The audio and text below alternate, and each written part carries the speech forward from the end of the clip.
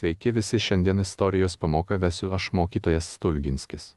Šiandienos tema - tarpukario kultūrinis gyvenimas. Ar kažką žinote apie tarpukario kultūros gyvenimą? Tarpukarį pirmos merginos pradėjo žaisti krepšinį. Taip, Tomu, kai tarpukarį pirmosios krepšinį pradėjo žaisti merginos. Nusimai, matau, keli ranką, sakyk. Kaunas buvo laikinoji Lietuvos sostinė, kadangi Vilnius buvo užimtas. Labai gerai, matau, smegenys nėra dar išpuvusios visiškai nuo telefonų. Tarpukariu lietuviai turėjo nemažai bėdų, iš pradžių reikėjo kariauti dėl savo žemės ir laisvės, o vėliau tvarkytis su politikų ginčiais. Pasaulinė krizė visus užklupo netikėtai, žmonės liko be darbo ir pinigų, o ūkininkai dar nervinosi dėl blogo derliaus. Miestai augo kaip grybai po lietaus, bet gyventojai juokavo, kad lengviau karvę pasiganyti Vilniuje, nei rasti padorų butą. Tarpukariu lietuviams teko išgyventi daugybę išbandymų.